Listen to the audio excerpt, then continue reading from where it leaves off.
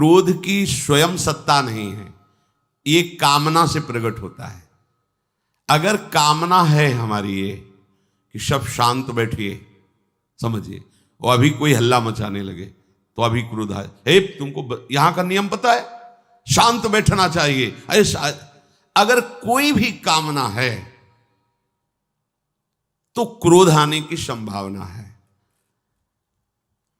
क्रोध हम उसे ही कह सकते हैं जिसमें देह सुख को लेकर के कामना है।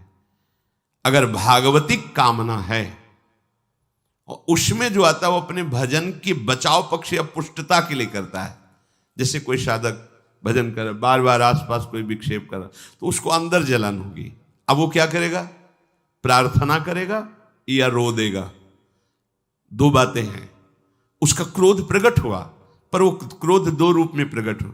हम आपसे हाथ जोड़ते हैं, आप ऐसे बार बार विघ्न क्यों डाल रहे हैं, फिर भी नहीं माना तो रो देगा, प्रभु देख लो हमें बहुत कष्ट हो रहा है, मुझे संभालो। ये साधक की बात है, सिद्ध पुरुष को लाई उस समय और आनंदित होगा कि भगवान ने अवसर दिया अपनी वृत्ति को पहचानने के लिए। अब आनंदमय होकर के उसी स्थिति से निपट करके भजन में लगा हो, कोई फर्क नहीं पड़ा।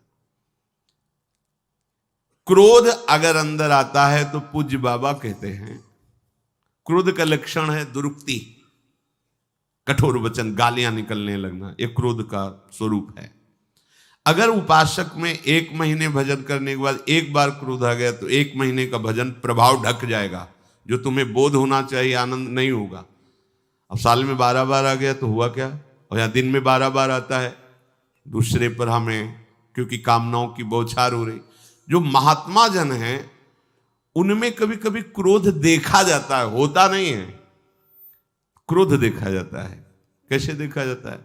अगर आज से तुमने ऐसी गलत बात की तो हमें ऐसा ऐसा दंड देंगे, ऐसा, और लगता है बड़े गुस्सा हैं। तो ये वास्तविक क्रोध नहीं है, क्योंकि क्रोध में स्वसुख की कामना से, कामा संजायते क्रोधा, क्रोधा स्मृति विभ्रमा, लेकिन ये स्मृति विभ्रम में नहीं है, ये स्मृति प्रदान कर रहे हैं। अगर तुमने गलत आचरण किया, हम दोबारा सुनने को मिला तो तुम समझ लेना ऐसा ऐसा, वो तुम्हें कहां पहुंचा रहे हैं? भगवत स्मृति में।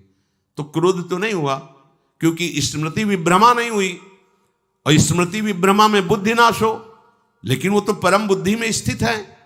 तो ये क्या हुआ, वो क्रोध का नाटक करके तुम्हारे उस दोष से मुक्त करने के लिए वो ऐसा कर रहे हैं। वो कठोर वचन बोलना, डांटना, कड़े सिद्धांतों में चलाना, तो उसमें तुम्हें लग सकता है कि इस महात्मा में भी क्रोध है। जैसे नारद जी ने देखा कि वो निर्वस्त्र होकर गंगा में ऐसा, तो बहुत, फिर देखा तुम मदिरा भी पिए, इनको होश भी नहीं है, और तुम कुबेर के पुत्र होकर ऐसा, जाओ तुम वृक्ष योनि को प्राप्त हो। लगा कि महात्मा गुस्सा हो गया, लेकिन गुस्सा नहीं है, कृपा कर दी। नंदालय के यमलार्जुन बने और भगवान सच्चिदानंद श्री कृष्ण का दर्शन, स्पर्श और संभाषण प्राप्त हुआ। कितनी बड़ी महात्मा की क्रोध उसे ही हम कह सकते हैं जो सुसुख वांछा से हो। हमारी सुख वृत्ति में बाधा पड़ा और फिर ये, तो उसे हम क्रोध कह सकते हैं। प्रायः संतों में जो देखा गया है वो दूसरों को महासुख में पहुंचाने के लिए देखा गया है। उनका क्रोध जो दिखाई दे रहा है वो तुम जहां फंसे हो वहां से मुक्त करने के लिए, वो क्रोध नहीं हुआ, क्योंकि क्रोध का परिणाम होता है स्मृति भ्रंशा, और उसका स्वरूप होता है बुद्धिनाशो, और उसका फल होता है प्रणश्यंती, पूर्ण रूप से नाश हो जाना। लेकिन ऐसा नहीं होता।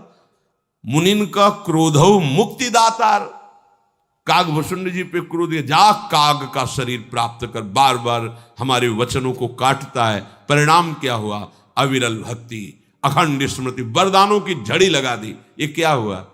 जहां थे उससे भी ऊंचे स्थिति। इसीलिए कभी काक शरीर को नहीं त्यागा कि इसी शरीर से मुझे भगवान की निर्मल प्रेम भक्ति मिली, इसीलिए मैं इसको नहीं त्यागता।